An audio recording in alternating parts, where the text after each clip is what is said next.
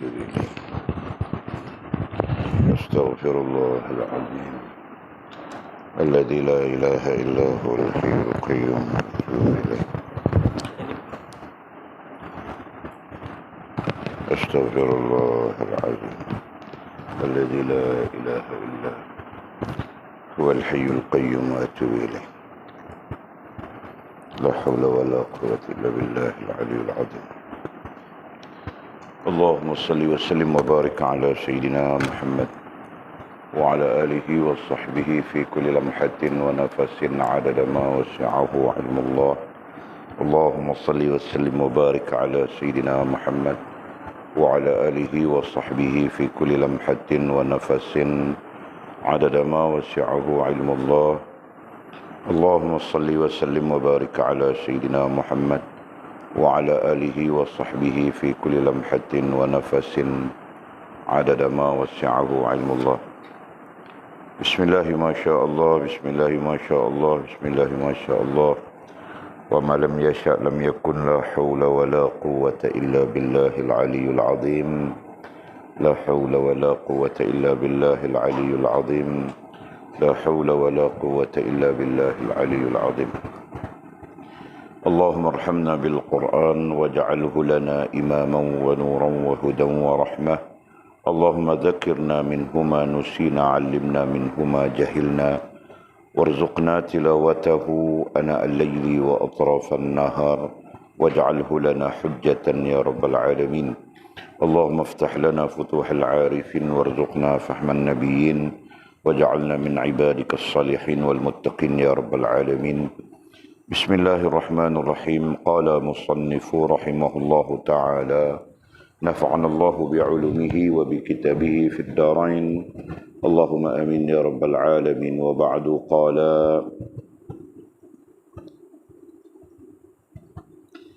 sekiranya mereka bersyukur dan redha dengan apa yang ada pada mereka dan patuh kepadanya, maka tidaklah mereka bersusah payah mengejar bahagian mereka di dunia ini, dan mereka akan jadi orang-orang Allah, dan akan mereka terima dari Allah apa yang mereka pinta dan inginkan.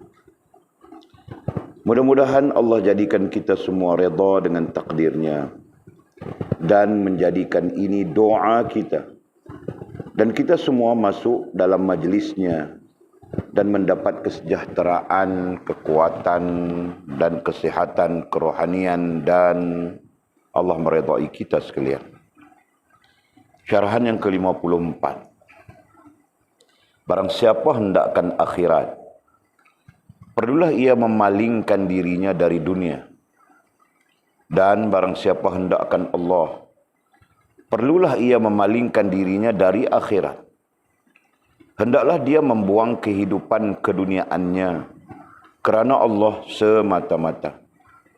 Selagi ada kehendak kepada keduniaan, seperti kesedapan dan keseronokan keduniaan, makan, minum, berkahwin, rumah, kenderaan, kekuasaan, pangkat, sanjungan, memperdalam ilmu yang lain dari rukun Islam yang 5 itu, dan hadis dan Quran. Ingin kemiskinan itu hilang dari diri, ingin kaya, ingin bahagia, dan tidak ingin bencana, ingin faedah dan sebagainya. Maka jika semua itu ada bermain-main dalam fikiran dan hati kamu, maka itu tanda kamu belum lagi menjadi orang Allah. Kerana semua itu adalah untuk kepentingan diri sendiri dan kehendak jasmani dan kebahagiaan fikiran. Semua itu adalah keduniaan juga. Alhamdulillah, kita sambung sikit lagi pengajian kita dalam syarahan yang ke-53. Syukur pada Allah, kemarin kita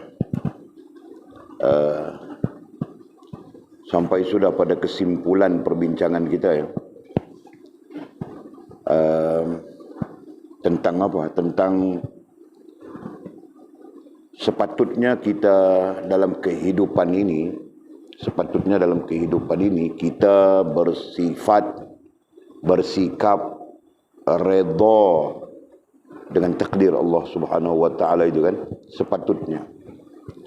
Nah justru kita selalu atau seringkali leka, lalai, lupa yang menyebabkan kemudiannya hidup kita dalam keadaan tidak redha dengan takdir dalam padang kehidupan kita. Nah, kemudian ditafsirkan lagi tidak redha dalam padang takdir kehidupan kita dengan makna kita bercanggah dengan Allah Subhanahu wa taala dan Rasul. Kita menyimpang daripada Allah Subhanahu wa taala dan Rasul, dan selanjutnya kita jauh daripada Allah Subhanahu wa taala dan Rasul. Nah, semua itu adalah kerana leka lalainya kita terhadap hubungan dan perhubungan dengan Allah Subhanahu wa taala. Nah, di situ kita bincang sudah kemarin semua. Kita bincang implikasinya, kesan daripada leka dan lalainya kita menyebabkan hidup kita hina, menyebabkan kita lupa untuk bersyukur kepada Allah, menyebabkan kita derhaka kepada Allah, dan selanjutnya hidup kita rugi. Rugi di dunia, rugi di akhirat. Rugi di dunia, nah seluruh aktiviti kita menjadi sia-sia. Sia-sia dengan makna tidak menjadi kebajikan apapun. Manakala rugi di akhirat, nah tidak ada apapun syafaat daripada amal kita. Masya Allah. Nah berarti tidak ada tempat bagi kita di hari akhirat kelak untuk nikmat, bahagia dan sebagainya, melainkan kita menderita di dalam azab Allah Subhanahu wa taala. Nah justru itu kita berkesimpulan bahawa kita tidak boleh lalai leka terhadap dua perkara. Nah kemarin kita tuliskan strukturnya. Kita tidak boleh leka lalai terhadap hubungan kita dengan Allah, dengan agama dan dengan diri kita. Serta kita tidak boleh leka, lalai, lupa perhubungan kita dengan Allah, agama dan diri kita. Jadi kelalaian, kelekaan, kelupaan terhadap perkara itu akan menyebabkan kita melalui kepayahan dalam hidup di dunia dan melalui kepayahan juga pada hari akhirat kelak. A'udzubillah min dzalik. Mudah-mudahan menjadi ilmu kepada kita ya. Mudah-mudahan menjadi ilmu kepada kita. Kenapa?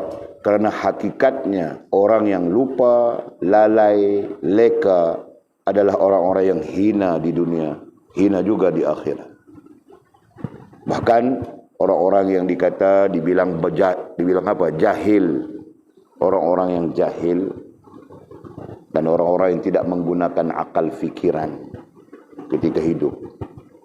Mudah-mudahan Allah Subhanahu wa taala memberi rahmat kepada kita. Terjauh dari kita hal-hal yang kita sebutkan di sini. Sekarang maupun pada bila-bila masa pun. Amin ya rabbal alamin. Nah kita sambung. Kemudian kata musannif, sekiranya mereka bersyukur. Nah sekiranya kita menjadi orang yang bersyukur. Nah, syukur dalam hal ini sudah tentu datang daripada zuhud. Ya kan? Datang daripada sifat sikap memadai. Ya kan? Nah, kita bincang sudah di atas sana, bersyukur sana. Lupalah mereka bersyukur. Nah, itu ayatnya kan. Nah, jika sekiranya mereka bersyukur, nah berarti kita tidak lupa. Orang yang bersyukur itu adalah orang yang tidak lupa, tidak lalai, tidak leka hubungannya dengan Allah Subhanahu wa taala. Justru begitu kan? Nah, kalau dia lupa, dia lalai, dia leka, berarti dia tidak bersyukur. Hanya saja syukur itu difahami secara ilmu atau tiada, nah itu saja. Nah, kalau jika kita bilang bersyukur, nah ramai saja bersyukur dia kan. Alhamdulillah, alhamdulillah, alhamdulillah. Buat maksiat pun alhamdulillah. Nah, jadi itu syukur bukan pada pengertian ilmiah. Nah, syukur pada pengertian ilmiah kita belajar sudah. Rohaniahnya sedar diri, gitu kan? Jasmaniahnya melaksanakan perintah Allah Subhanahu wa taala. Di samping lidahnya memuji Allah Subhanahu wa taala, begitu kan? Baru bersyukur. Jadi katanya sekiranya mereka bersyukur, nah dengan makna yang kita ajar sudah. Rohaniahnya, jasmaniahnya. Nah berarti mereka ada hubungan dengan Allah. Dan redha. Nah redha itu menjadi tujuan kita kan? Redha itu antara lain melalui isyarahan yang ke-53 ini kita sedang belajar macam mana mau redha dalam kehidupan kita ini. Nah, kita sedang belajar itu. Melalui isyarahan ke-50. Kau senyum-senyum kenapa bangkit? Senyum-senyum kenapa? Kulihat dari tadi saja kau tersenyum-senyum saja. Nah, aku tanya kenapa kau tersenyum-senyum? Tersenyum-senyum saja bangkil kau. Fas. Macam ada sesuatu yang adakah? Nah, kalau ada kami buat kenduri bah. Kita buat kenduri, buat telur rebus. Kenduri telur rebus. Adakah? Mantap kan? Tersenyum-senyum. Biasanya orang tersenyum-senyum itu dia sedang bercinta Abang Makil. Kan? Dia sedang dilamun cinta. Nah itu. Jadi kulihat kau tersenyum-senyum saja surang-surang. Jadi Makil kau dilamun cinta kan? Nah gitu. Ada jika benar, nah menikah saja bah. Okey. Nah kita sebut tadi redha. Nah itu yang kita fokus kita di dalam syarahan ke-53 ini kan. Redha dalam arti kata yang lain, kita diajar atau kita sedang belajar bagaimana mau redha dalam padang takdir kita. Nah itu kan. Nah, kenapa kita perlu belajar redha? Nah, kerana kita belajar sudah. Karena redha itulah hubunganmu dengan Allah Subhanahu wa taala. Tanda punya hubungan dengan Allah, tanda punya hubungan baik dengan Allah Subhanahu wa taala adalah redha. Nah itu. Ya kan? Istri yang punya hubungan yang baik dengan suaminya, tandanya adalah redha saja dia dengan suaminya, gitu kan? Nah miskin pun dia redha, makan ikan masin pun dia redha, makan telur pun dia redha, gitu kan? Makan sayur saja pun dia redha. Nah itu. Nah jika dia memberontak saja, kau ni bangkil, ayahku, mamaku pun tidak pernah kasihku makan ikan masin. Nah kau tinggal dengan kau makan ikan masin saja, hari-hari ikan masin saja dia. Nah itu tandanya dia tidak redha dengan kau, gitu kan? Nah itu contoh mudah. Nah begitu juga kita dengan Allah Subhanahu wa taala. Kita mau belajar redha di dalam ketika kita berada di dalam padang takdir kita sendiri. Dan kita bercakap sudah, dalam padang takdir itu hakikatnya semuanya ujian. Beragam ujian itu.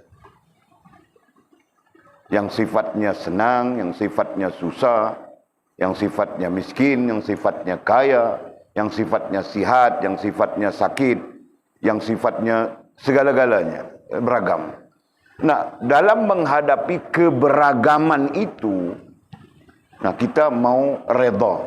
Redha itulah yang mengikat, menambat, menghubungkan kita dengan Allah Subhanahu wa taala. Nah itu.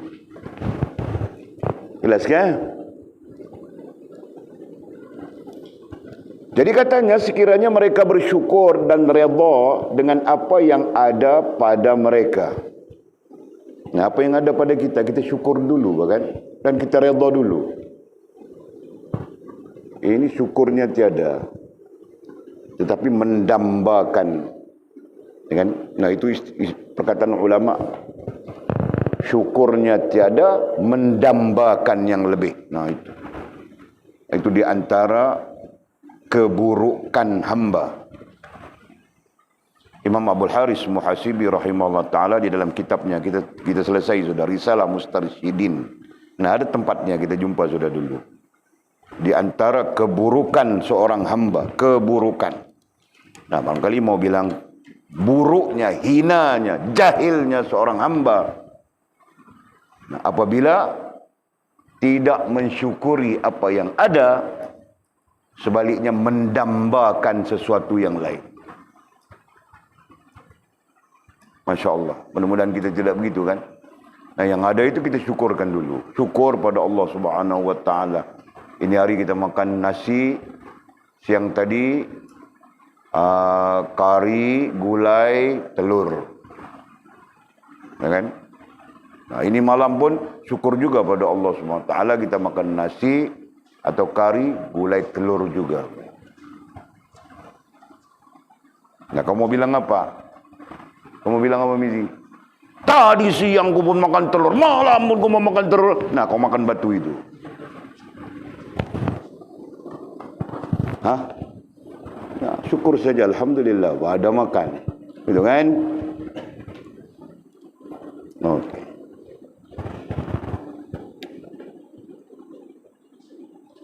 Sekiranya mereka bersyukur dan redha dengan apa yang ada pada mereka dan patuh kepadanya. Perhatikan ya, walaupun ayat ini, teks ini kelihatannya simpel, tetapi itu merupakan poin penting sebagai gambaran hubungan yang baik, hubungan yang sempurna dengan Allah Subhanahu wa taala. Nah, pertamanya apa? Kau seorang yang bersyukur. Nah, begitu. Dengan Allah Subhanahu wa taala. Keduanya apa? Kau seorang yang redha dalam padang takdirmu, dalam beragam ujian yang kau hadapi, kau redha dengan apa yang ada pada mereka, kan? Kau redha saja dan patuh kepadanya. Nah, secara tidak langsung ada 3 sifat di situ. Nah, 3 sifat itu apa? 3 sifat itu adalah sifat hubunganmu dengan Allah Subhanahu wa taala. Nah, perhatikan. Jangan kau dengar sebagai teks saja, macam dengar lagu nyanyi. Kan? Dengar lagu nyanyi tahu tak? Nah, dengar lagu nyanyi bosyok. Jadi, mesejnya kau tidak tahu apa. Selain daripada cinta, cinta, cinta. Ya kan? Nah, perhatikan. Nah, oleh sebut sudah tadi. Nah, itu 3 sifat hubunganmu dengan Allah Subhanahu wa taala. Bersyukur, redha dengan apa? Dengan beragamnya ujian dalam padang takdirmu. Dan yang ketiganya patuh kepadanya. Patuh. Nah, patuh biasanya digabungkan dengan taat, gitu kan? Patuh ai taat padanya. Penting itu, Masya Allah. Nah, dapat sudah kita satu fakta, ya. Faktanya adalah hubungan yang baik. Hubungan yang baik dengan Allah. Nah, ini faktanya. Hubungan yang baik dengan Allah. Nah, macam mana berlaku hubungan yang baik dengan Allah itu? Ada 3. Satu apa? Bersyukur. Nah, begitu. Yang kedua apa? Redha.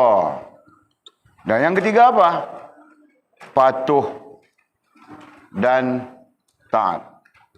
Nah, jadi kita dapat. Nah, ini cara belajar Walid untuk menguasai sesuatu maklumat. Nah, buat macam itu. Nah, sekarang sila kau mau hubungan kau bagus kan dengan Allah SWT kan? Faham tak? Kau mau bagus tak hubungan kau dengan Allah? Maukah? Maukah? Nah, ini kau perlu ada. 3 perkara itu perlu ada dalam dirimu. Mimi, kau mau hubungan kau bagus tak dengan Allah Subhanahu wa taala? Maukah? Betul kau mau? Nah, kau perlu ada 3 perkara ini. Hah? Jelaskah? Pas. Kau mau hubungan kau baguskan dengan Allah Subhanahu wa taala? Nah, kau perlu ada 3 perkara ini. Jelas? Nah, sama saja nantinya. Sama saja nantinya. Kau mau hubungan kau bagus dengan suamimu. Nah, ini di bawah perintah Allah kan? Di bawah syariat Allah. Ibu bapa, suami. Ya. Nah, apalagi guru. Nah, ini satu komponen. Satu komponen kan? Nah, bias dari hubungan yang baik dengan Allah. Maka hubungan yang baik dengan ibu bapa, dengan suami, dengan guru, nah biasnya sama saja. Kau bersyukur. Cuma bezanya bersyukur dengan manusia, berbeza bersyukur dengan Allah. Bersyukur dengan manusia adalah rasa terima kasih kan? Nah itu. Redha. Nah kau redha apa dengan ibu bapamu? Kau redha apa dengan suamimu? Kau redha apa dengan gurumu? Faham tak? Nah, yang ketiganya patuh dan taat. Kau patuh dan taat pada ibu bapamu. Kau patuh dan taat pada suamimu. Kau patuh dan taat pada gurumu. Nah, kau akan mendapat implikasi bahagia. Kalau dengan Allah Subhanahu wa taala, kau akan mendapat implikasi bahagia yang sama. Jelaskah? Nah, demikian juga. Ini bias ya, Walid bilang biasnya tadi. Kenapa ibu bapa, suami, guru? Nah, karena perintah Allah Subhanahu wa taala mentaati ibu bapa, suami, guru. Jelaskah? Nah, perintahnya ada di mana? Perintahnya ada di dalam Quran, perintahnya ada pada hadis baginda Nabi sallallahu alaihi wasallam. Jelas sudah? Nah, bias daripada hubungan yang baik dengan Allah, syaratnya bersyukur, redha, patuh dan taat. Maka untuk hubungan yang baik dengan ibu bapa, hubungan yang baik dengan suami, hubungan yang baik dengan guru, syaratnya sama saja, bersyukur, redha, patuh dan taat. Jelaskah? Nah itu saja kan? Maka bagus bah hubunganmu dengan suamimu. Sheila dengan Jamal Patongkol, Atul dengan Budin Ketot, Lina dengan Fairy Tale, Mimi dengan aku tidak tahu siapa. Nah, semua bagus ya, kan? Gitu. Dengan ibu bapa, dengan guru. Nah, yang menjadi hal, nah kita ambil manusia dulu ya. Yang menjadi kekacauan. Nah, hidup menjadi payah, menjadi susah, menjadi percanggahan begitu begini.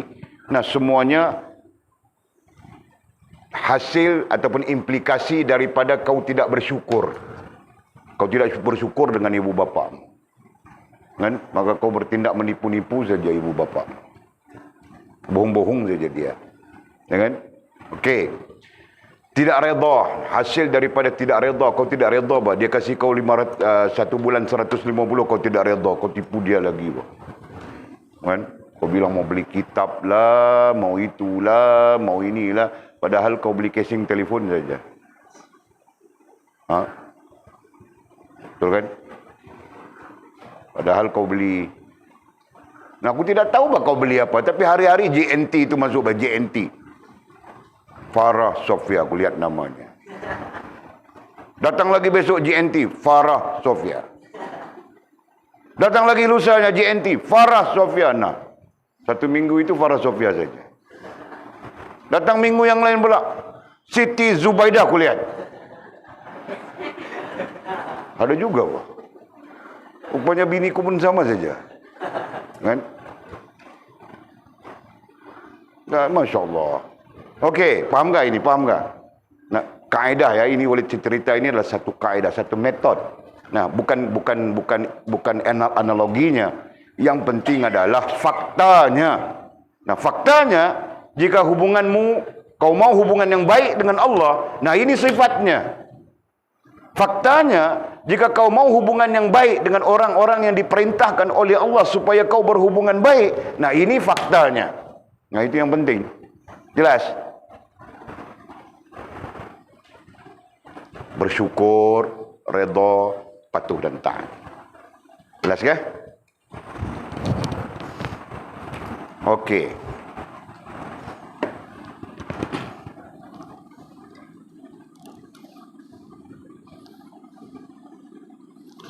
maka tidaklah mereka bersusah payah. Nah, implikasi ya, perhatikannya. Implikasi dari bersyukurmu, redamu dalam padang takdir dan beragam ujian itu, dan patuh serta taatmu kepada Allah Subhanahu wa taala, maka tidaklah mereka bersusah payah, maka tidaklah mereka. Nah, mereka itu siapa?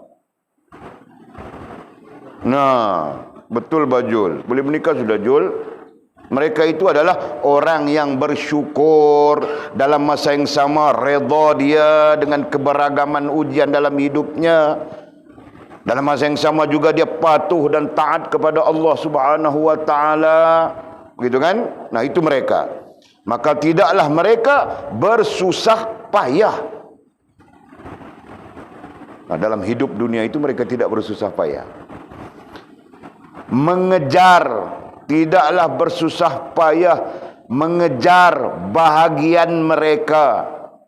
Tidaklah mereka bersusah payah mengejar bahagian mereka di dunia ini. Nah, dalam arti kata yang lain, dia tidak akan sesibuk orang-orang yang mengejar bahagian mereka di dalam dunia ini. Nah, kita belajar sudah tentang setiap orang ada bahagiannya di dalam dunia ini. Syarahan berapa? Syarahan yang ke-47. Nah, perhatikan nanti. Nanti Walid bilang, bukan sekarang. Perhatikan sendiri, Pak. Nah, setiap orang, setiap makhluk, kan? Setiap makhluk ada bahagian tersendiri di dunia ini. Dan ada pula bahagian kita di hari akhirat kelak. Setiap makhluk, manusia kah, jin kah, haiwan kah, malaikat kah, nah yang kita kenal kah, yang kita tidak kenal kah, nah termasuk langit, bumi dan segala-galanya, ada bahagian masing-masing, Mbak, di dunia dan di hari akhirat. Nah, begitu kan? Nah, kita fokuskan manusia saja. Lebih-lebih saudara-saudari kita daripada jin. Nah, kita fokus kita saja. Nah, kita ada bahagian di dunia ini. Sama ada secara jasmaniahnya maupun secara rohaniahnya. Nah, kita ada bahagian kita di dunia ini. Masing-masing. Jadi katanya, keperluan kepada bahagian kita. Keperluan bagi memenuhi bahagian kita ketika di dunia ini. Begitu maksudnya kan? Nah, akan kita perolehi tanpa bersusah payah mengejarnya. Nah, begitu. Nah, ayat itu lebih bagus.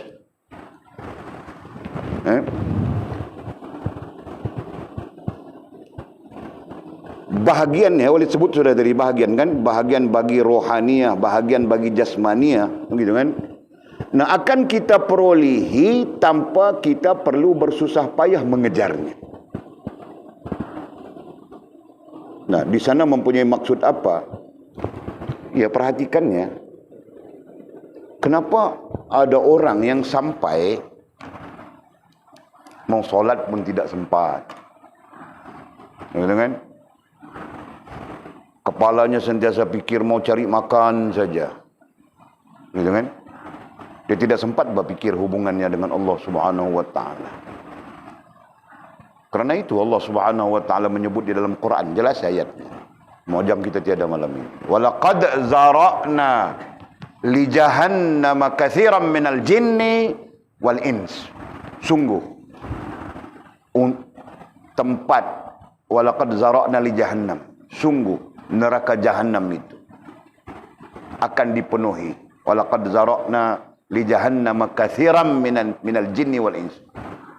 Sungguh neraka jahanam itu menjadi tempat untuk diisi dengan jin dan manusia.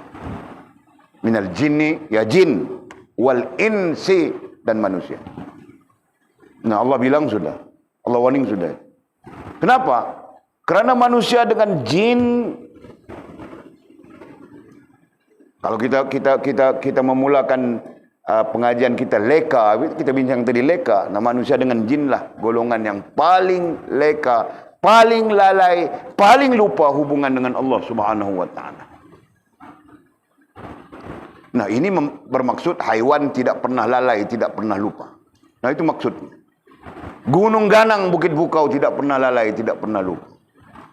Matahari, bulan, bintang, segala planet di atas kepala kita di langit tidak pernah lalai, tidak pernah lupa kepada Allah Subhanahu wa taala. Tumbuh-tumbuhan tidak pernah lalai, tidak pernah lupa kepada Allah. Para malaikat tidak pernah lalai, tidak pernah lupa kepada Allah.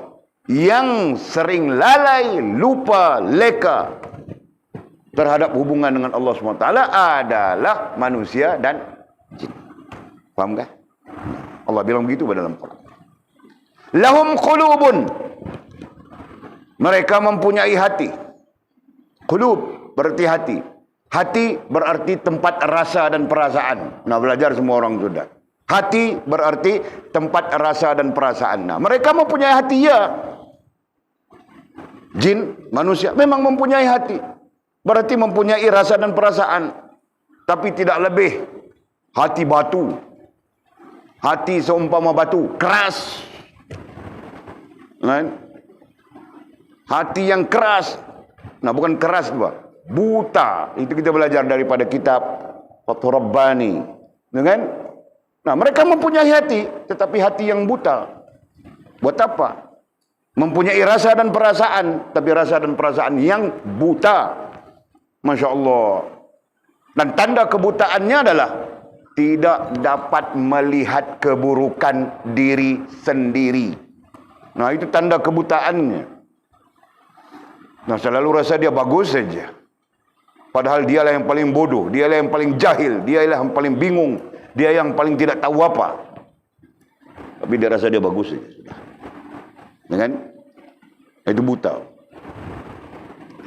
Lahum uzunun, bilang Allah ayat selanjutnya. Mereka mempunyai telinga, la yasma'una biha, tetapi telinga yang tidak memberi manfaat apapun. Nah, telinga yang tidak memberi manfaat, kau tahu ke apa, Lina?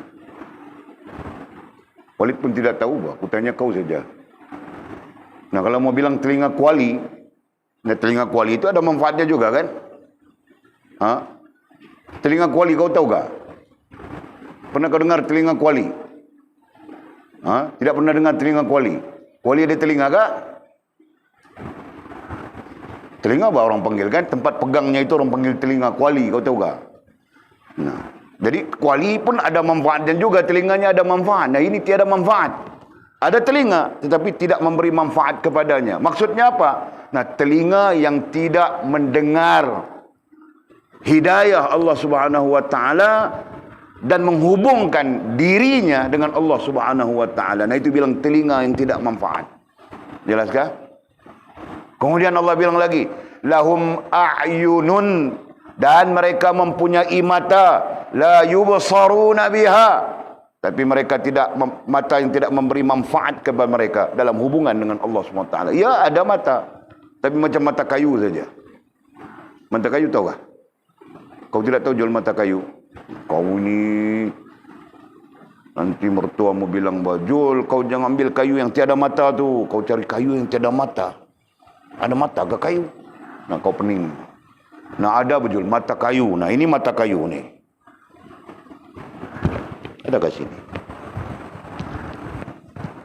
Tiada apa? Di atas ini ada. Nah, ini. Ini mata kayu. Ini mata kayu. Ini mata kayu. Ha? Nah, nanti kau tengok bah. Mai Jul, kau yang tidak tahu, orang lain tahu semua. Mai sini. Nah, aku tidak mau bah, muridku tidak sampai tidak tahu mata kayu itu apa. Ini mata kayu, Jul.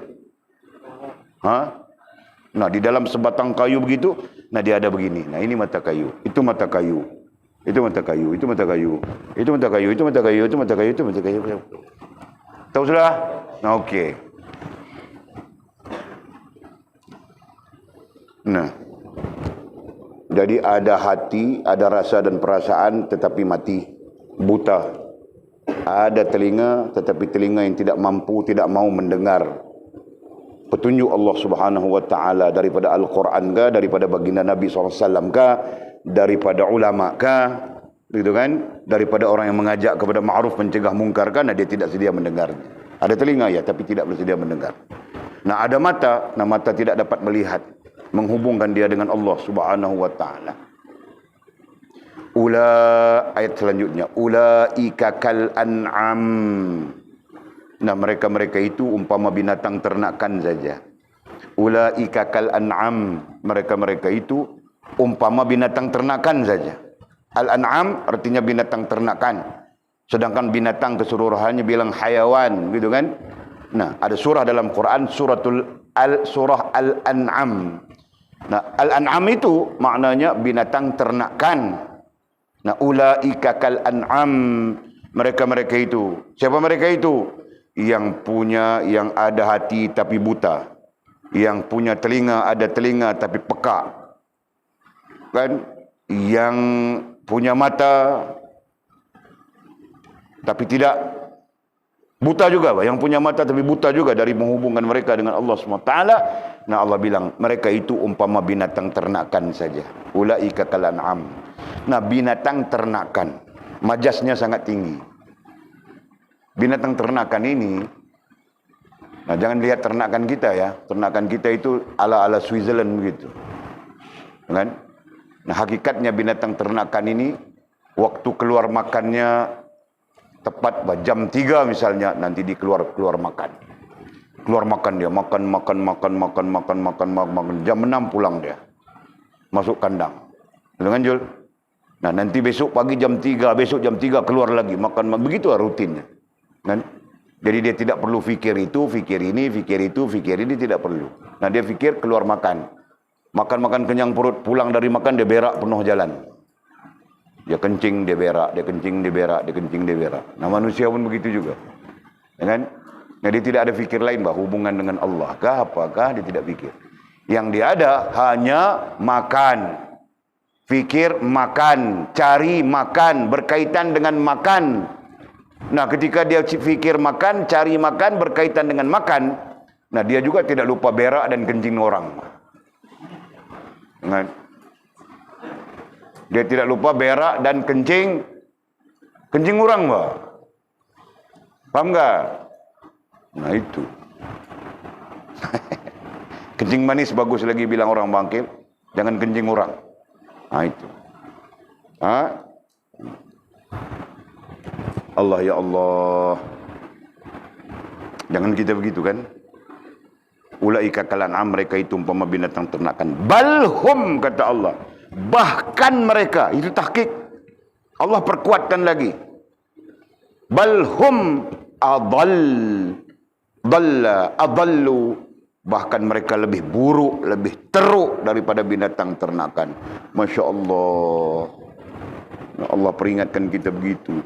Nah, jangan hatimu mati, anjong anakku. Jangan hatimu buta, jangan telingamu peka daripada hidayah Allah Subhanahu wa taala. Jangan matamu buta daripada melihat kebesaran keagungan Allah Subhanahu wa taala. Nah, itu semua yang kita sebutkan itu adalah hubungannya. Melihat kebesaran keagungan Allah SWT adalah hubungan. Nah, balik kita kepada teks kita ya.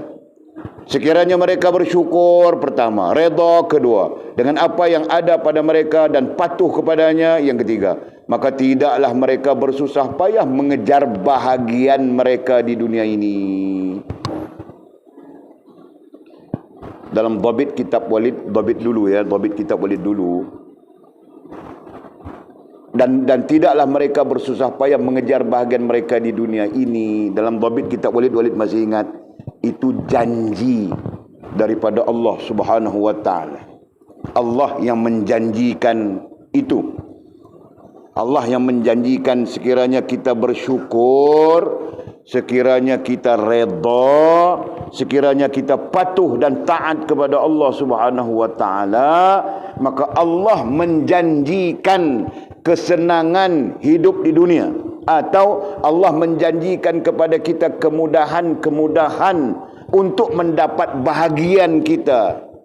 Untuk mendapat bahagian kita itu tanpa bersusah payah. Nah, Allah menjanjikan itu. Jadi Walid ingat bah, dhabit Walid. Allah menjanjikan ya, Nah, apa dalilnya Allah menjanjikan? Nah, kalau sudah Allah menjanjikan di mana? Nah, ada dalilnya. Apa dalilnya? A'udzubillahi minasyaitonir rajim. Wa man yattaqillaha yaj'al lahu makhraja wa yarzuqhu min haitsu la yahtasib. Wa man yatawakkal 'ala Allahi fa huwa hasbuh. Innallaha balighun amrih.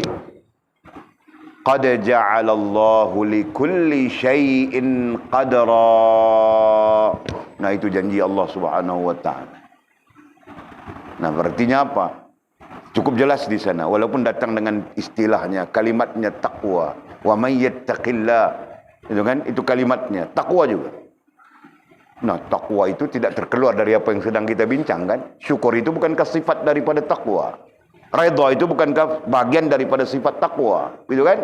Nah, siapa yang bertakwa kepada Allah, yaj'al lahu makhraja, kami sentiasa memberikannya jalan keluar.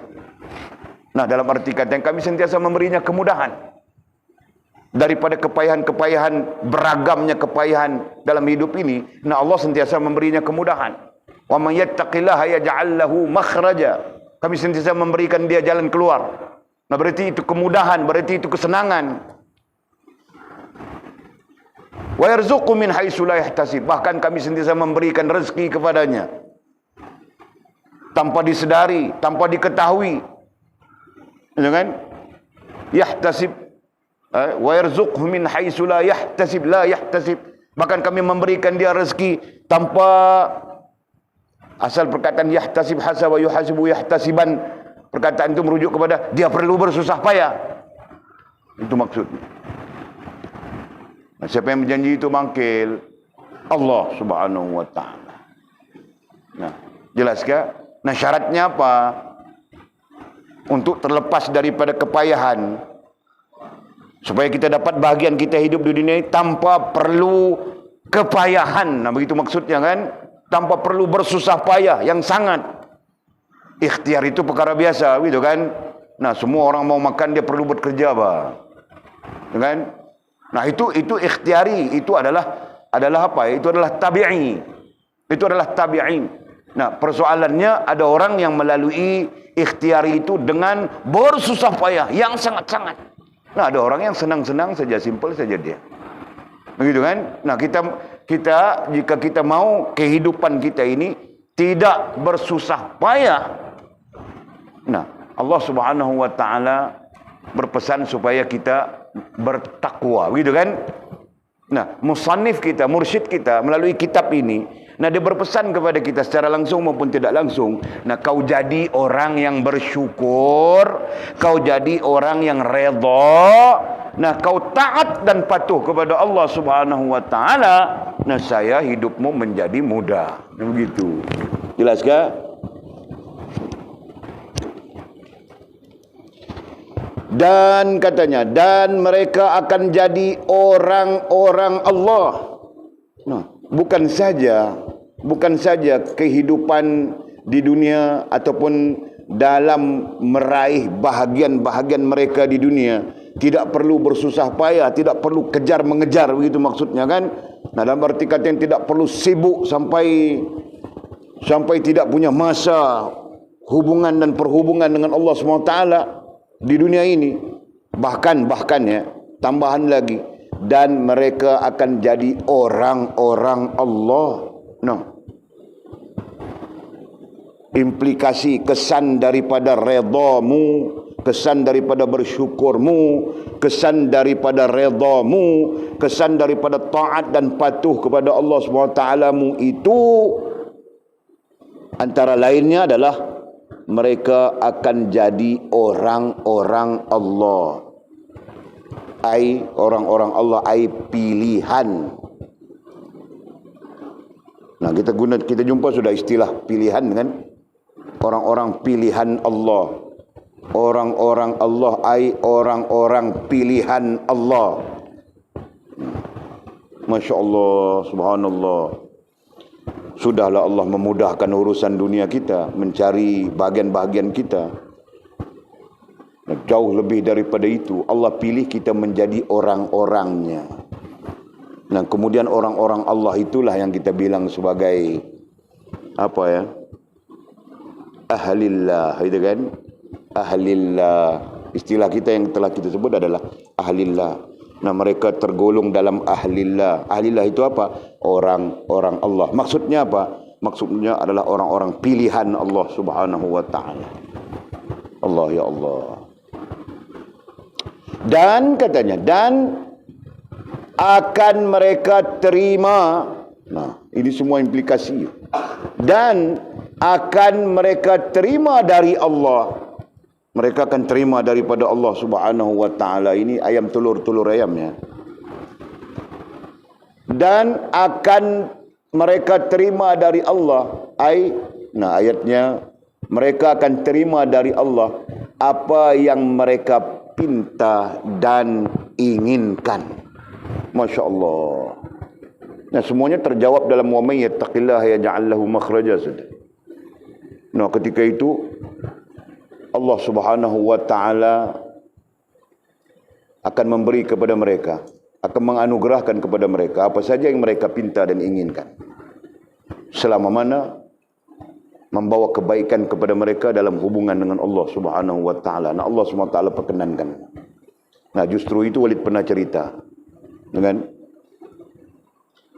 tentang siapa ya, tentang orang-orang yang hubungannya baik dengan Allah Subhanahu wa taala.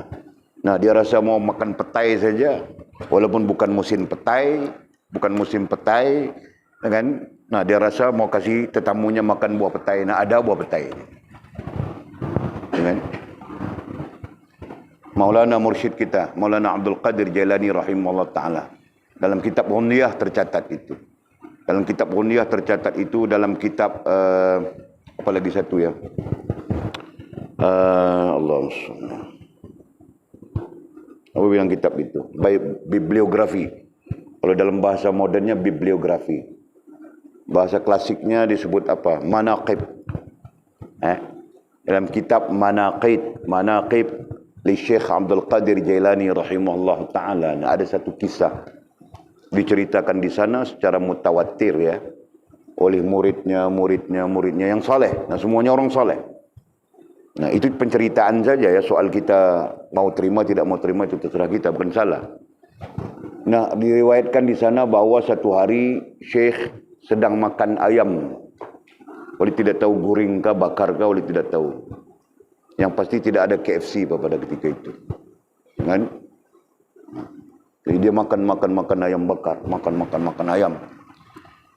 Nah, makan habis sudah, tiba-tiba datang di depannya seorang yang miskin, yang yang buruk pakaiannya begitu. Lihat saja dia makan. Lihat saja dia sudah makan. Dia terasa di dalam hati, ya Allah, kalau masih ada ayam, masih ada makanan ini, mau saja aku kasih kepada si fakir yang sedang melihatku ini. Dia berniat begitu kan, ya Allah, jika masih ada ayamnya, lauknya, isinya, saya aku kasih kepada si fakir ini. Nah, dengan tiba-tiba, dengan izin Allah, dengan kehendak Allah SWT, dan tiba-tiba jadi ayam semula. Faham tak? Bukan jadi ayam semula. Nah, jadi ayam semula itu dia nanti mau sembelih lagi kan. Dan kau senyum-senyum saja. Ku silap cakap saja, kau senyum-senyum saja. Kau ni pukul baru kau tahu. Nah, jadi ayam goreng semula. Nah, jadi ayam goreng semula. Nah, dia pun memberilah seekor ayam goreng. Seekor yang dalam pinggannya. Yang pada awalnya tadi habis sudah dia makan kan. Nah, tiba-tiba bertukar menjadi ayam goreng semula begitu kan. Nah, diberikan kepada pengemis yang sedang memerhatikan itu, dan pengemis itu memakannya sehingga kenyang. Nah, itu dalam tabakat ya.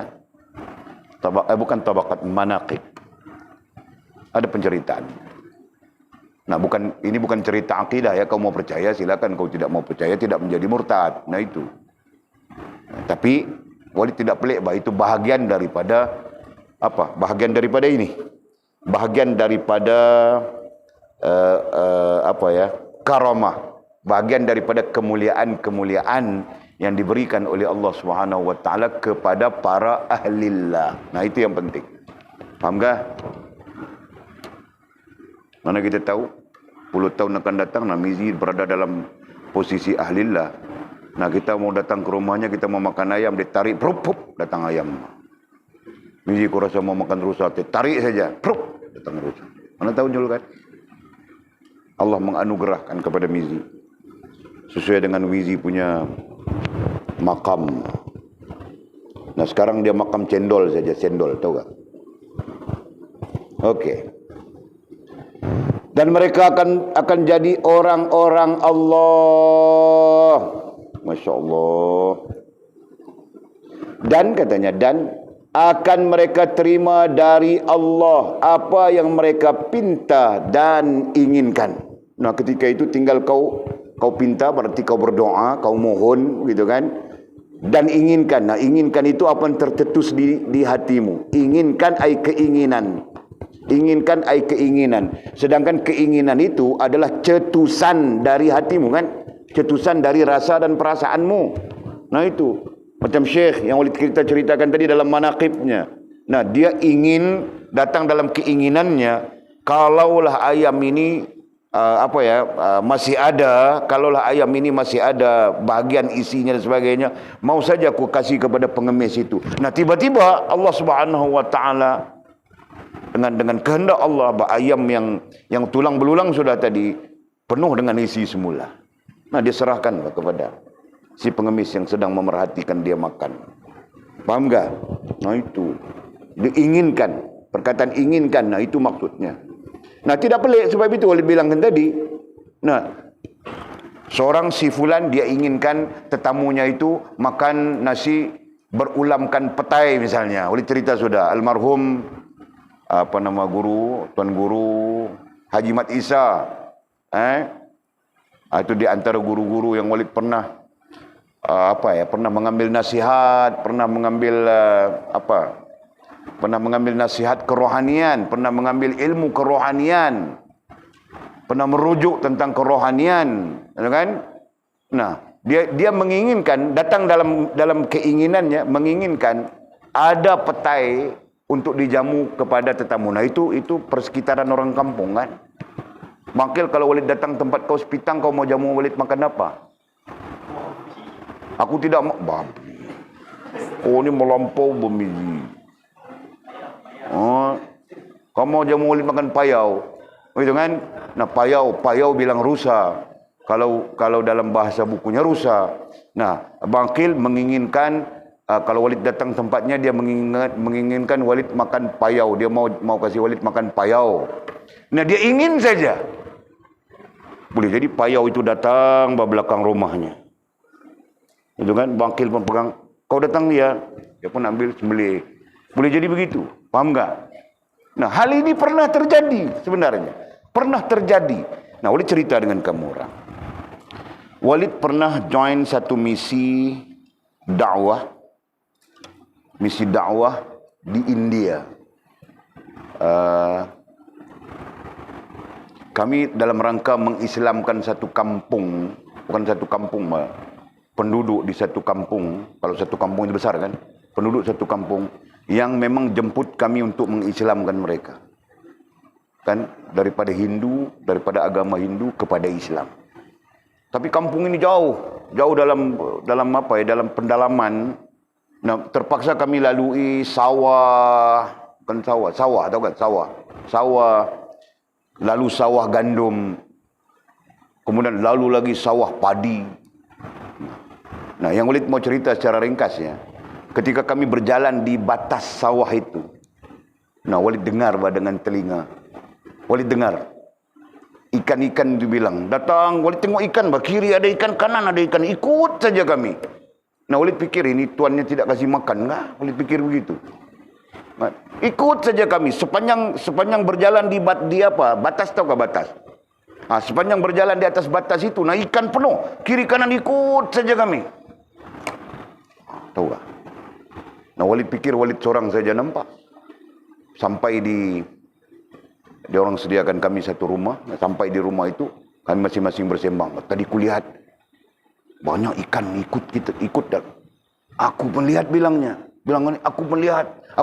Semua orang lihat sebenarnya. Aku dengar. Nah tadi lihat saja ya. Bukan saja kulihat, tapi ku dengar dia bilang ambil kami, masak kami, makanlah kami. Ku dengar itu. Yang lain bilang aku mendengar yang sama. Nah semua orang dengar benda yang sama. Tuh. Nah itu pengalaman Walid. Nah ikan dalam air itu bilang ambil kami, makan kami.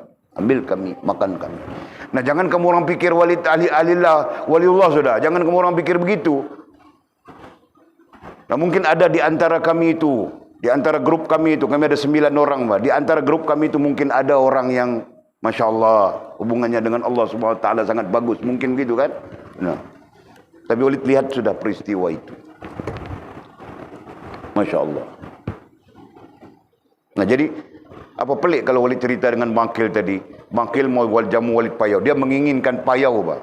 Dia pikir-pikir mau pergi cari payau di mana ini. Nah Allah boleh mendatangkan payau itu di belakang rumahnya.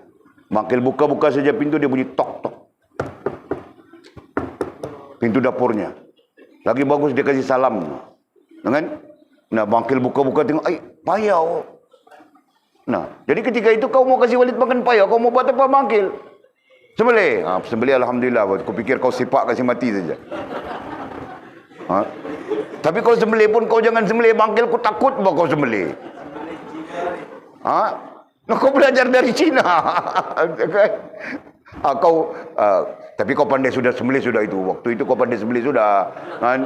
Jadi aku tengok kau sembelih pun Masya Allah. Begitu lah. Faham tak contohnya? Allah ya Allah. Mudah-mudahan Allah Subhanahu Wa Taala menemukan kita dengan bukan tujuan kita hal itu ya.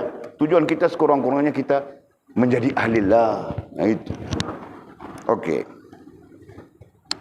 Allah ya Allah. Dan akan mereka terima dari Allah. Allah akan berikan saja. Apa yang mereka pinta. Nah kau doa apa? Allah berikan. Faham tak? Nah Walid pun doa sampai sekarang Walid doa. Minta saja ya Allah, ya Allah, ya Allah, ya Allah. Semua aku minta. Semua Allah berikan. Tidak ada yang Allah tidak berikan kepada Walid. Kecuali satu saja. Nah itu tidak boleh kasih tahu kamu orang. Kamu orang suka bocor rahsia. Sekarang kamu orang dengar bagus saja. Nanti belakang Walid kamu orang bocor rahsia. Okey. Mudah-mudahan katanya, mudah-mudahan Allah jadikan kita semua redha dengan takdirnya. Ini doa syekh, doa mursyid kita, doa Qutbul Aulia, doa musannif kita, doa mursyid kita, Maulana Abdul Qadir Jailani rahimahullah. Mudah-mudahan kita termasuk di dalam doanya ini ya. Amin ya rabbal alamin. Nah katanya mudah-mudahan Allah jadikan kita semua redha dengan takdirnya. Nah itu yang kita belajar dari awal syarahan 53 ini. Kita belajar untuk redha dengan takdirnya di dalam padang takdir kita. Nah itu kan. Nah bukan kita semua boleh redha, Bang. Kadang-kadang kita redha yang ini, yang itu kita tidak redha. Yang ini kita bagus saja, okey, relax saja. Nah yang itu kita mengamuk saja. Kan? Tidak puas hati saja, memberontak saja, begitu begini. Kan? Contohnya kan? Nah. Allah ya Allah, terimalah kami. Mudah-mudahan Allah jadikan kita semua redha dengan takdirnya. Amin ya rabbal alamin. Dan menjadikan ini, apa ini? Isim isyarah itu redha dengan takdirnya. Kan? Ini ai redha dengan takdirnya. Dan menjadikan ini ai redha dengan takdirnya doa kita. Maksudnya apa? Maksudnya kita sentiasa berdoa, mohon pada Allah Subhanahu Wa Taala supaya kita mendapat, supaya berlaku kepada kita yang namanya redha dengan takdirnya di dalam padang takdir kita. Nah itu. Dalam arti kata yang lain, nah kita mohon kepada Allah Subhanahu Wa Taala, ya Allah, limpahkanlah kepadaku sifat redha, gitu kan? Limpahkanlah kepadaku sifat menyintaimu, meredaimu. Namohon kepada Allah. Kan? Sebab itu milik Allah. Allah mau terima kita, tidak mau terima kita, itu miliknya. Kita mohon kepada dia, ya Allah, terimalah hamba.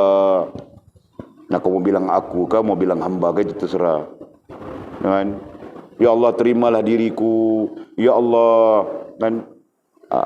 Limpahkanlah kepadaku sifat redha kepada takdirmu di dalam padang takdir hidupku, misalnya. Nah, begitu doanya.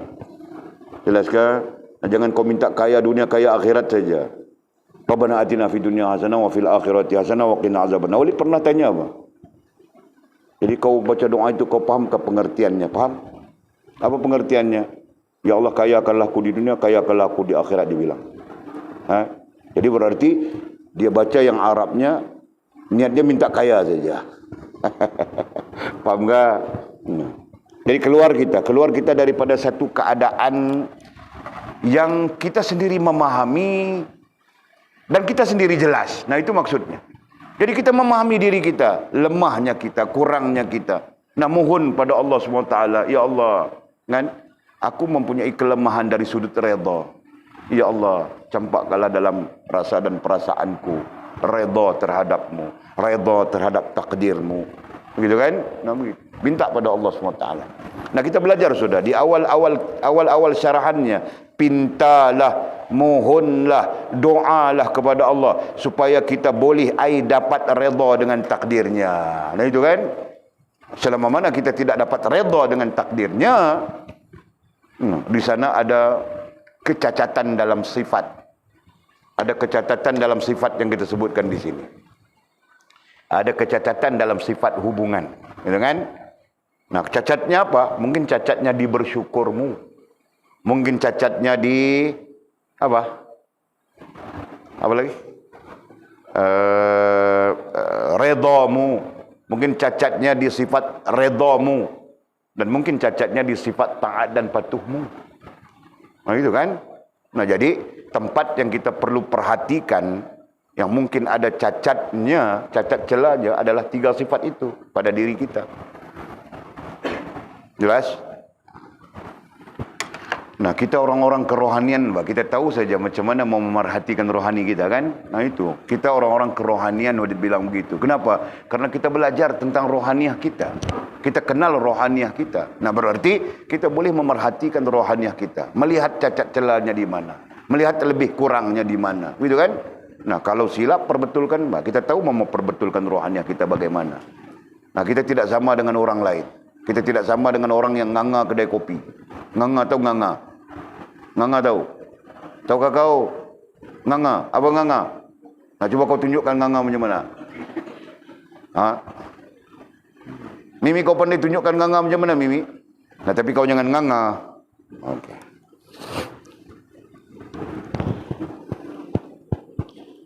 Dan katanya, dan menjadikan ini doa kita. Nah, justru ini nasihat ya. Nasihat satu hal, bahkan dia berdoa, bahkan musyrif kita ini, mursyid kita ini berdoa untuk kita berdoa. Nah, mudah-mudahan kita menjadi orang yang sentiasa berdoa begitu. Sentiasa berdoa, minta Allah Subhanahu wa taala, minta pada Allah Subhanahu wa taala supaya kita mencapai redha. Dan ini penting. Ini sangat penting dalam hal hubungan dengan Allah Subhanahu wa taala. Nah, kita bercakap sudah hubungan. Sepenting hubungan itu, maka syarat kepada hubungan itu juga sangat penting. Jelaskah? Nah, sepenting salat itu, maka syarat untuk mendirikan salat perlu ada wudu, maka wudu itu menjadi penting. Jelaskah? Nah, itu kaidah. Jadi jangan, bila kita sebut penting di sini, berarti jangan kita buat apa ya, jangan kita buat biasa-biasa saja sambil lewa macam tidak ada apa-apa. Nah, jangan kita bersikap gitu. Nanti kita tertinggal di belakang dalam hubungan dengan Allah. Nah, Mizi, Bakil, Jul, Anjung, Ekal, semua orang sudah berada di depan dalam hubungan dengan Allah SWT. Taraf wali sudah semua orang. Nah, kamu orang di belakang saja, diikur saja. Orang tahu kah? Ikor, tahukah ikor? Kenapa jangan berada di ikor? Atul. Kenapa jangan berada di ikor? Kenapa? Apa sila? Nanti kena tai, kau tahu kah? Betul kan? Nah, kalau kau berada di ikor, nanti kau kena tai. Jelas kah?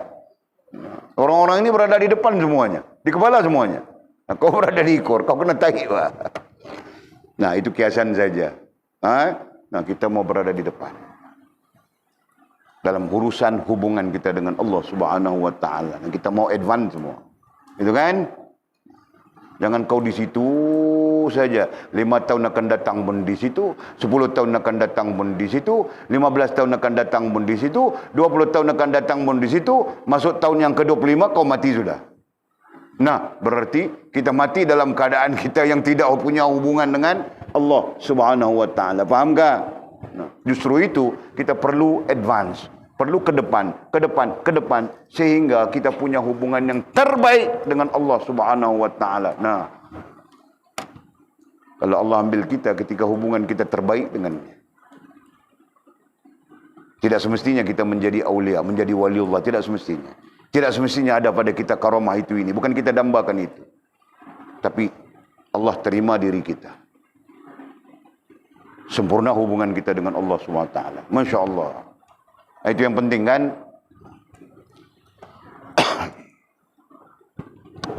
Dan katanya, nah termasuk dalam doanya lagi. Dan kita semua masuk, dan kita semua bilangnya. Kita semua, mungkin ketika dia bercakap di dalam majelisnya kan. Nah, ketika dia mengajar murid-muridnya di zawiyah di Baghdad. Nah, zawiyahnya masih ada. Kan? Nah, ketika dia bercakap dengan murid-muridnya di zawiyahnya, zawiyah itu pondok. Zawiyah itu kalau terjemahan kita seperti pondok, pusat pengajian. Nah, itu zawiyah.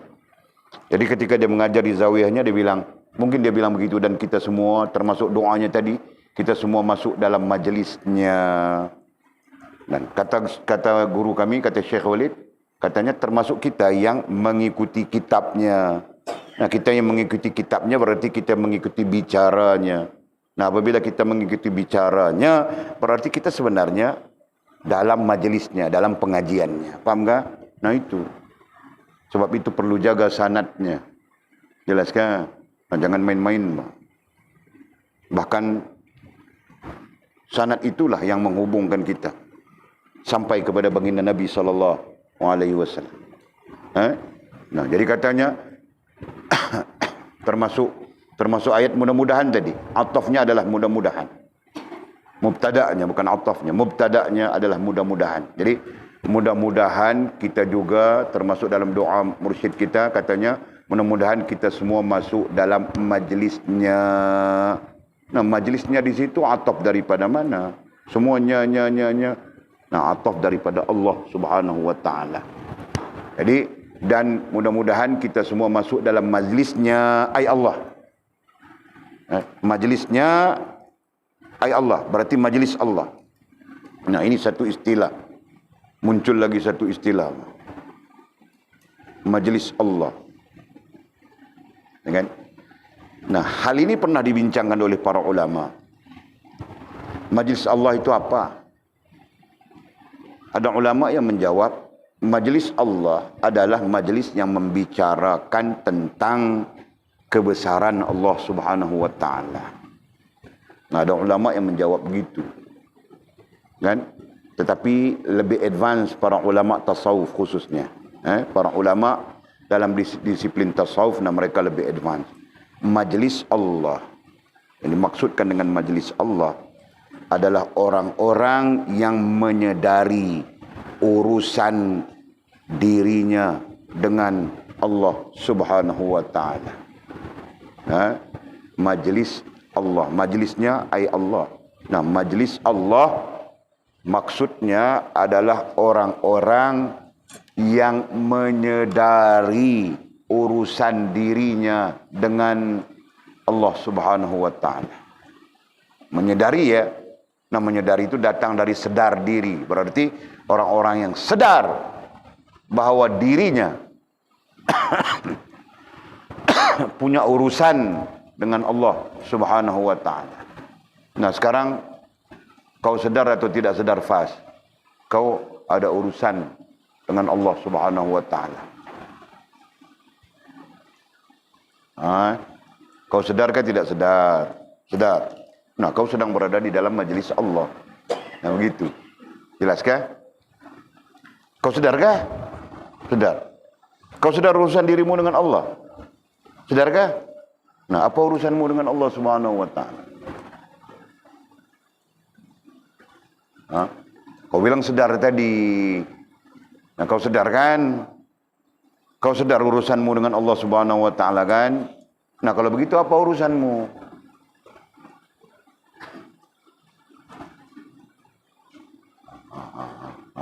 Nah, terkantui sudah.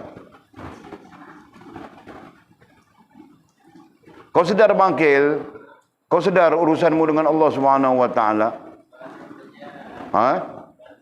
Jadi sekurang-kurangnya kau sedang berada di majelis Allah, gitu kan? Nah, sekarang urusanmu dengan Allah itu apa? Pandai babakil. Sebab itu boleh bilang dia boleh menikah sudah. Kau tidak boleh menikah.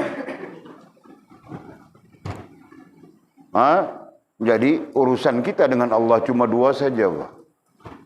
Hubungan dan perhubungan. Nah, itu urusan kita dengan Allah SWT kan. Jadi kita sedar itu. Kita sangat menyadari itu. Nah, sesiapa yang menyadari urusannya dengan Allah, maka dia berada di dalam majelisnya Allah Subhanahu wa ta'ala. Nah, begitu maksud para ulama. Nah, jadi kalau kita kita banding, bukan kita mau banding ya, tapi ilmiah.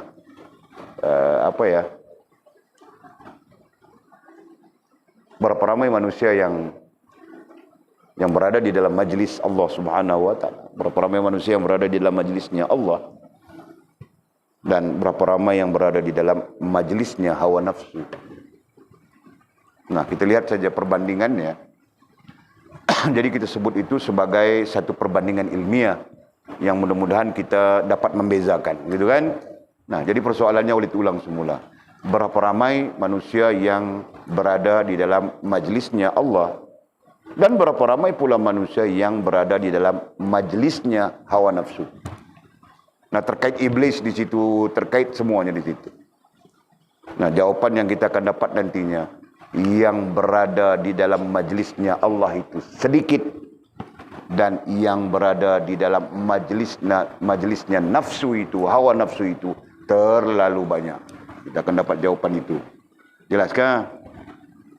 Nah, nanti terserah kita mau berada dalam majlis hawa nafsu kah? Kita mau berada dalam majlis Allah, karena terserah kita. Walid nasihatkan diri Walid, dan Walid nasihatkan semua kita. Nah, berusahalah untuk berada di dalam majlisnya Allah Subhanahu wa ta'ala. Berusahalah. Baik, kalau kita bercakap secara kerohanian ya. Okey. Jadi termasuk doa, mudah-mudahan kita semua masuk dalam majlisnya Allah. Dan katanya, dan mendapat kesejahteraan. Mendapat kesejahteraan, keselamatan di dunia dan di akhirat. Mendapat kesejahteraan, keselamatan di dunia dan di akhirat.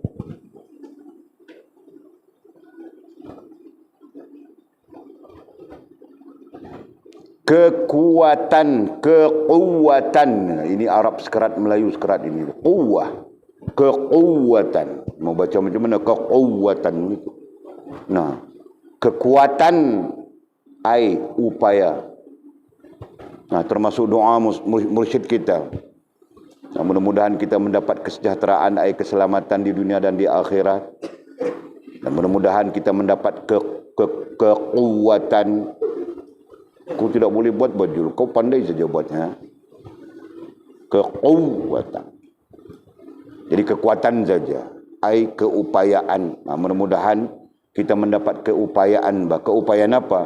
Nah, untuk membetulkan mana yang salah, mana yang silap, kan? Seterusnya membawa diri kita, mengangkat diri kita, membawa diri kita sampai kepada posisi-posisi, ataupun paling tidak membawa diri kita masuk ke majlisnya Allah Subhanahu wa taala. Nah, gitu. Kan? Kita dapat sudah istilah majlisnya Allah. Nah, di situ perlu kepada upaya, gitu kan? Nah, Allah Subhanahu wa taala lah pemilik segala daya dan upaya. Dan mudah-mudahan upaya itu dianugerahkan oleh Allah kepada kita. Betul kan? Faham kah? Nah, sekarang Walid mau cakap sikit tentang upaya. Bangkil, Walid cakap sikit dia tentang upaya ya. Kau pernah dengar kah orang kayuh basikal 20 km, 30 km satu hari? Kau pernah buat kah? Basikal apa yang kau kayuh?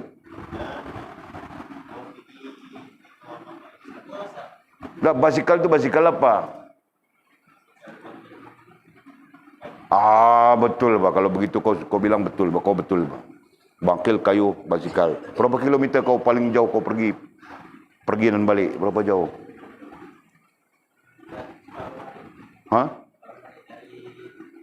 Separuh hari berarti 12 jam lah. 9 jam. Nah, 9 jam kau kayu dan pulang pergi 9 jam kan?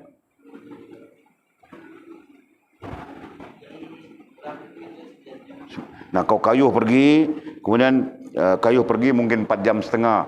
Kemudian kau kayuh pulang pula 4 jam setengah lagi. Begitu kan? Nah, 9 jam. Begitu kan Bangkil? Kau mengesahkan itu? Kau bagus. Kan? Nah, Walid mau tanya, itu umur kau berapa masa itu? 12? Sekarang baru 18 saja kan kau ni. 15 cuma 15. Okey lah. Nah, kau kayuh basikal 9 jam Bangkil. Pulang, pergi, pulang lagi 9 jam. Letih, penat semua dari situ kan Bangkil kan? Pernah kau pergi masjid 9 jam kau tinggal dalam masjid? Itu saja persoalannya Bangkil, tutup sudah. Pikir-pikirkan saja. Faham tak? Nah, ada orang kayuh basikal 35 km, 40 km. Masjid tepi rumahnya pun dia tidak pergi. Nampak? Ini bilang kita bercakap tentang upaya. Jelas kan? Dia punya keupayaan yang sangat besar kayuh basikal 35 km, 40 km. Nah, sekarang rancang-rancang saja aku mau buat 90 km dia bilang. Kan? Satu masa yang lain dia bilang apa? Aku mau buat 2 jam saja kayuh basikal dari Sungai Petani sampai Johor Bahru. Nah, itu jam gila sudah dia. Nah, yang Walid mau bilang apa? Nampak? Dia upaya untuk sesuatu yang tidak menghubungkannya dengan Allah Subhanahu wa taala, tetapi dia tidak punya upaya untuk sesuatu yang menghubungkan dia dengan Allah Subhanahu wa taala walaupun depan matanya. Fahamkah itu? Nah, ini yang Walid mau pertegaskan. Ini yang Walid mau pertegaskan. Jelas? Walid bukan bercakap tentang upaya makan ubat kasih kuat sadu begitu. Itu bukan upaya apa? Upaya kita dalam hubungan kita dengan Allah SWT. Nah, lihat dari sudut itu. Faham tak? Syukur pada Allah Subhanahu wa taala. Nah, kita masih upaya buat yang baik. Dan kita mohon pada Allah SWT, mudah-mudahan sama saja dalam doanya Syekh Mursyid kita, sentiasa kita berada dalam keadaan kebaikan-kebaikan. Dan Allah memberikan kepada kita upaya untuk melakukan kebaikan-kebaikan. Faham tak? Okey. Dan kesihatan katanya. Dan kesihatan keruhanian. Begitu juga mudah-mudahan Allah merimpahkan kepada kita kesihatan keruhanian.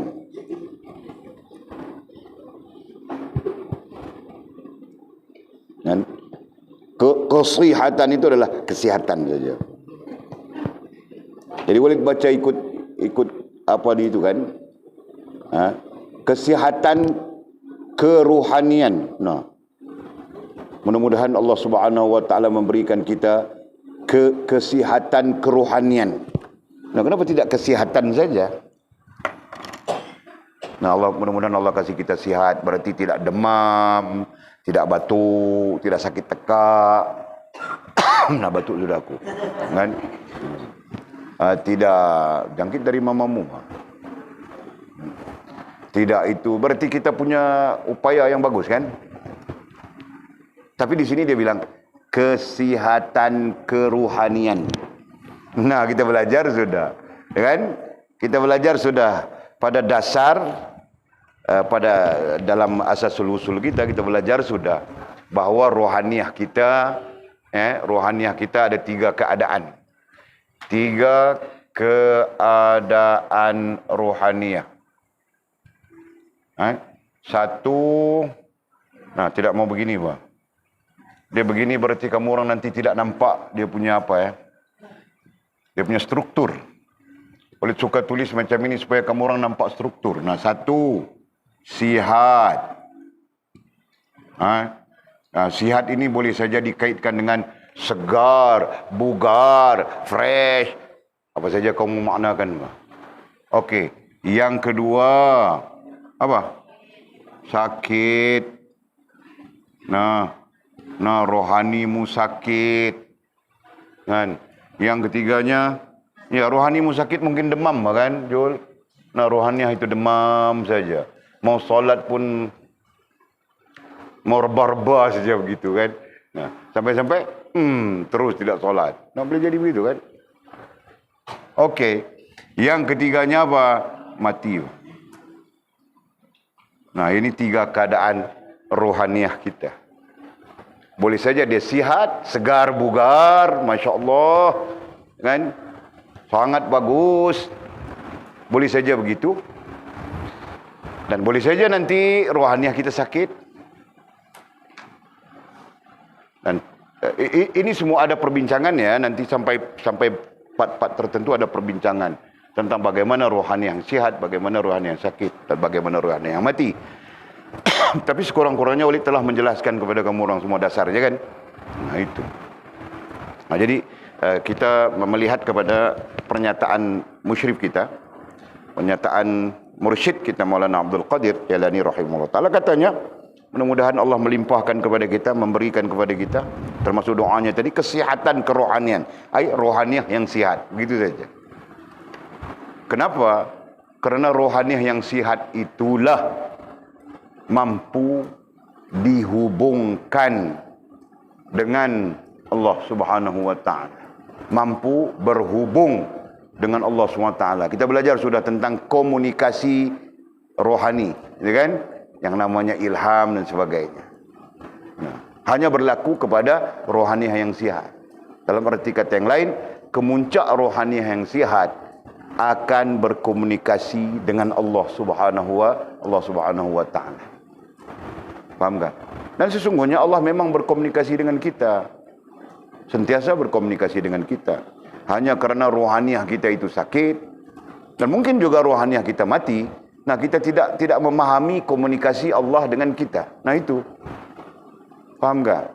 Nah, Allah sentiasa berkomunikasi dengan kita. Faham, Anjung? Faham ke tidak? Faham kau tiada boleh cakap tu? Okey. Nah, nanti kamu orang akan jelas. Allah sentiasa berkomunikasi dengan kita. Jadi kalau komunikasinya itu disebut dengan bercakap, nah berarti Allah sentiasa bercakap dengan kita. Melalui apa Allah bercakap dengan kita? Ada bincang sudah. Allah bercakap dengan kita melalui ilham. Dalilnya, fa'alhamaha fujuraha wa taqwaha. Allah sentiasa bercakap dengan kita melalui ilham dan memberitahu kita mana yang baik, mana yang buruk.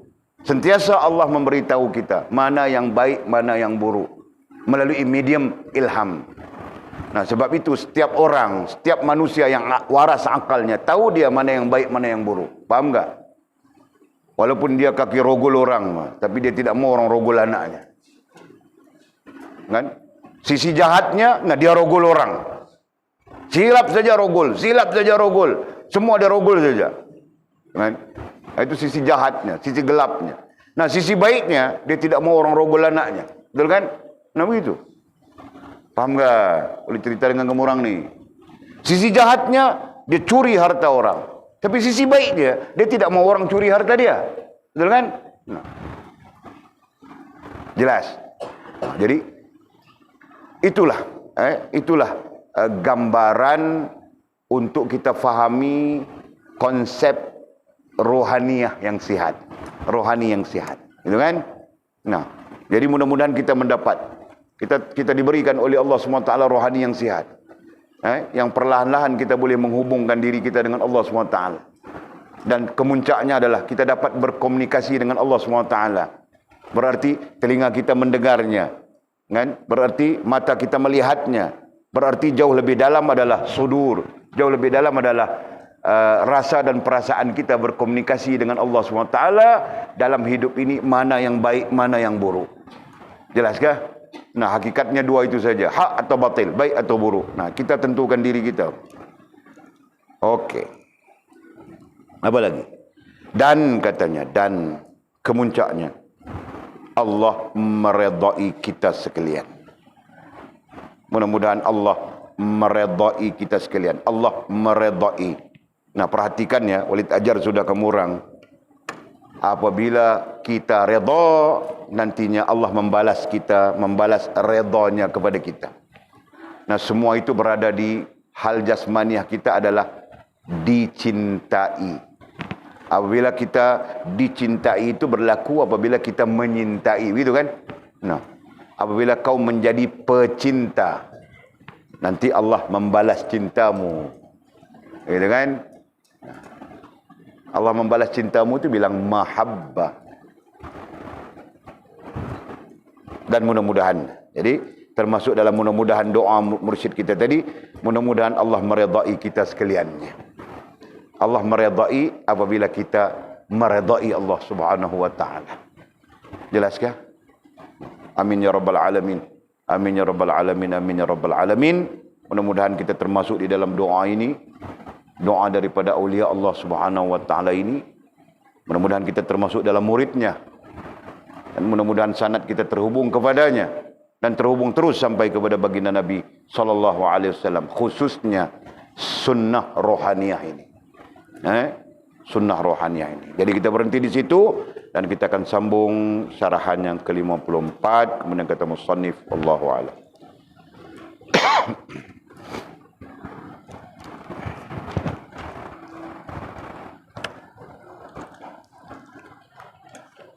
Ada soalan kah?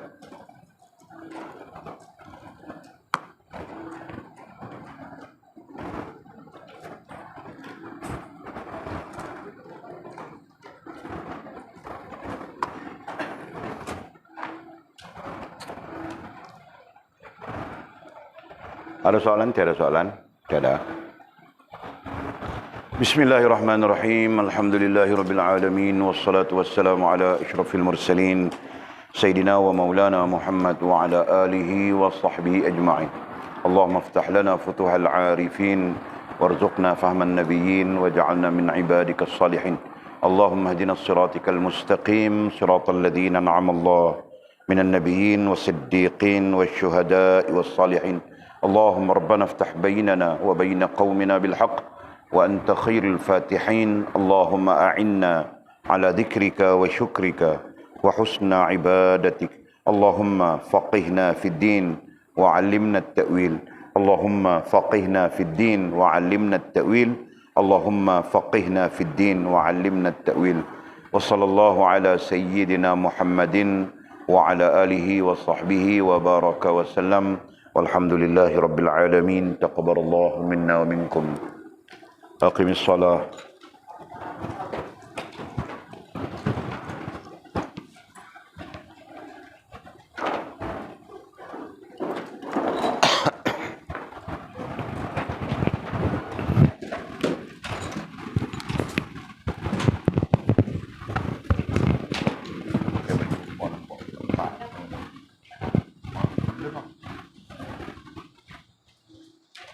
Baju papa tu banyak baju kota papa. Wah, dia kata pakai baju kota. Allah.